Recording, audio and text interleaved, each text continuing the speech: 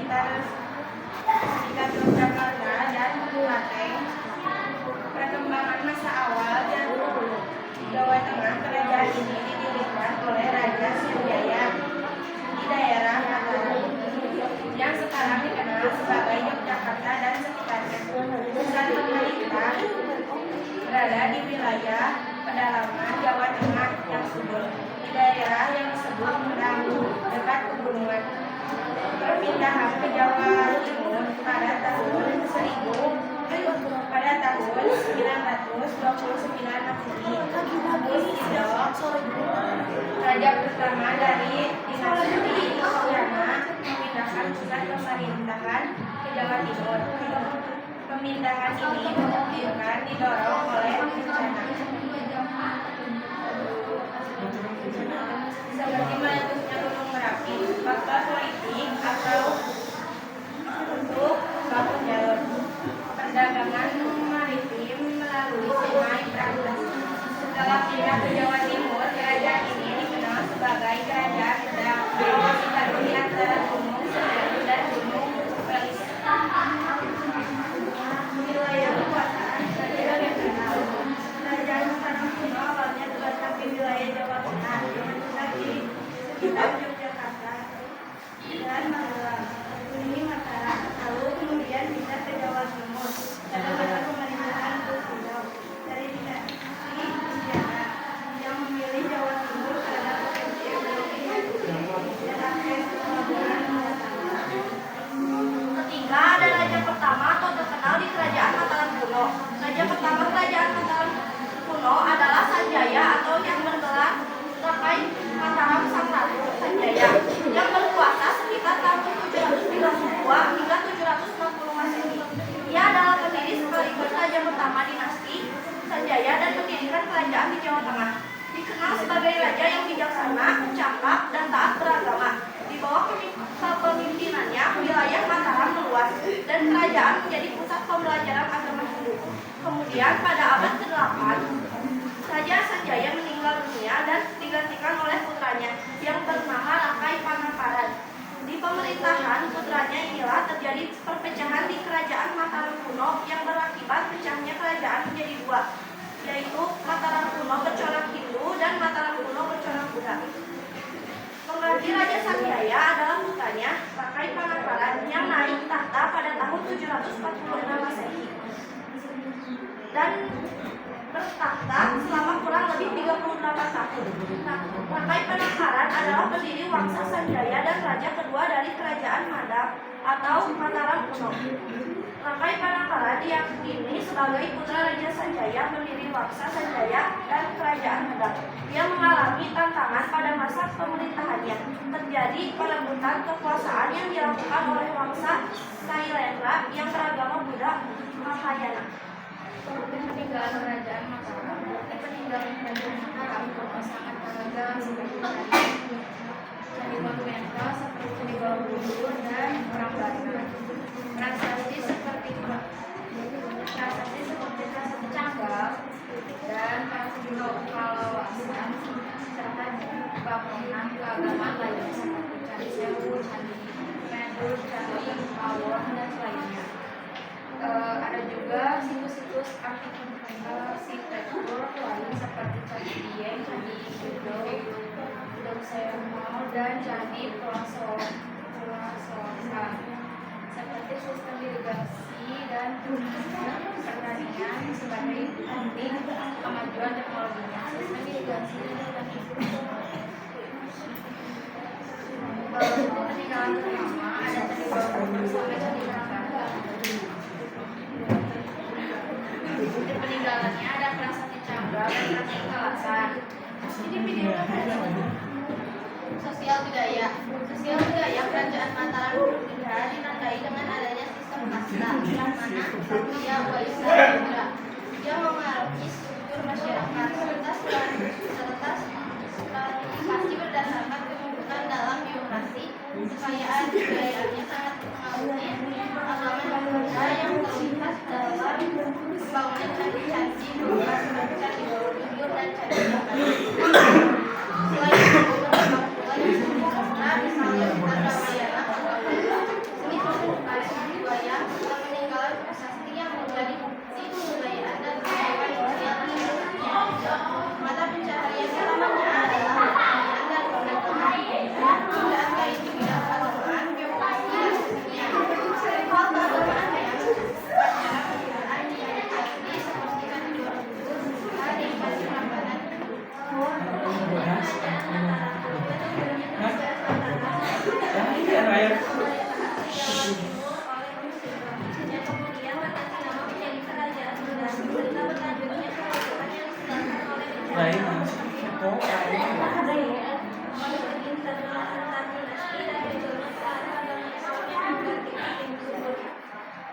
Di sini juga namanya kerajaan itu ada 5.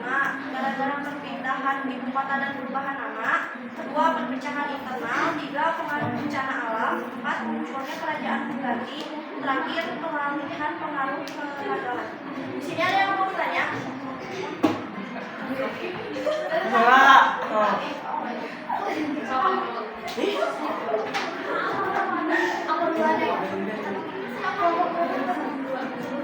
Dari kelompok menurut kalian raja siapa yang paling geram di kerajaan ini?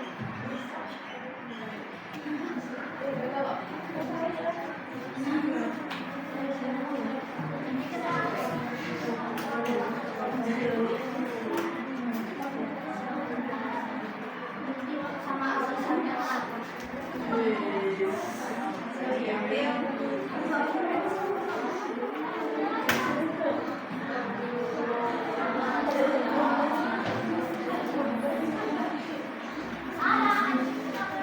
Seberapa? Di rumah pun.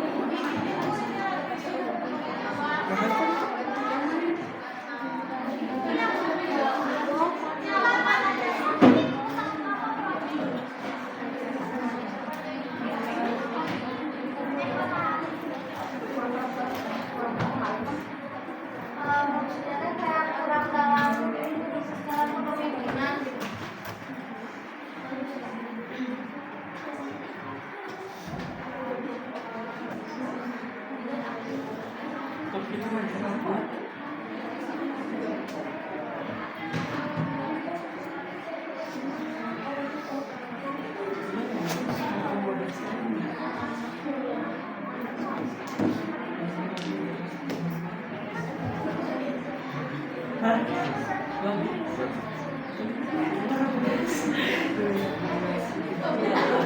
Di sini tuh ada banyak kerajaan.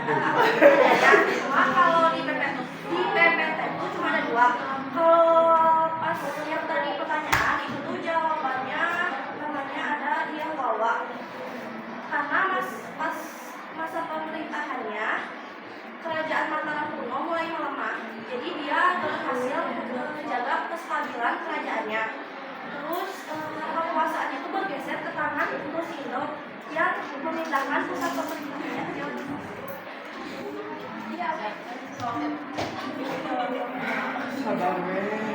Dari kelompok 1 bertanya kenapa kerajaan kuno bisa berpindah-pindah wilayah.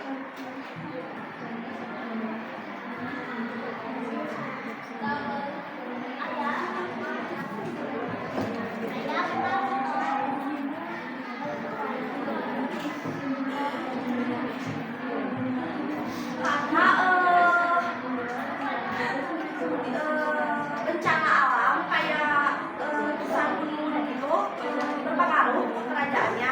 Terus faktor politik kayak serangan dan persaingan dengan kerajaan lain kayak kerajaan Sriwijaya. Terus sama ancaman-ancaman lain. Mau nanya dulu, ini tuh kan kerajaan Hindu-Buddha atau Buddha? Hindu-Buddha kan? Iya. Kenapa kerajaan itu bisa menganut langsung 2 agama sekaligus dalam satu wilayah? Yang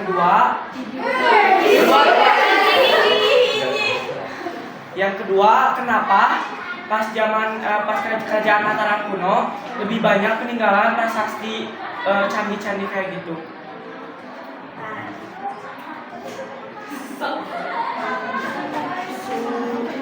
Bisa menganut agama tersebut karena yang terbentuk dari perpaduan 2 dinasti Sanjaya Hindu sama perpaduan 2 dinasti Sailendra Buddha. Kedua dinasti itu tuh hidup rukun dan saling membangun monumen keagamaan kayak Candi Borobudur, terus Candi Prambanan, terus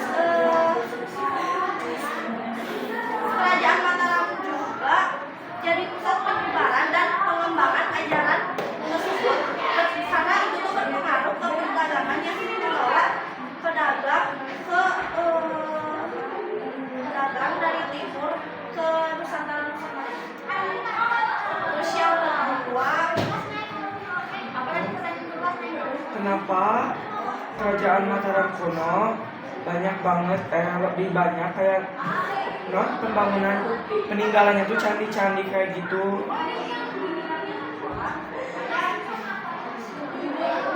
Karena rata-rata peninggalan prasasti itu tuh ditemuin di candi lain. Terus prasasti itu juga lebih banyak ditemukan di sekitaran di situ, dan itu juga berpengaruh karena prasasti itu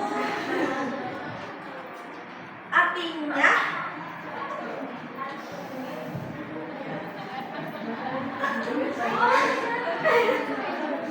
karena prasasti Kalasan itu bisa jadi bahasa Sanskerta dengan aksara Pranagari dan bisa mencatat pembangunan Candi Kalasan. Jadi intinya itu mencatat pembangunan dari awalnya.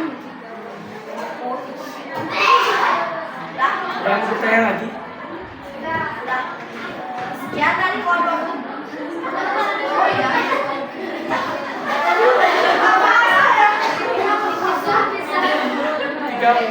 Tiga menit lagi.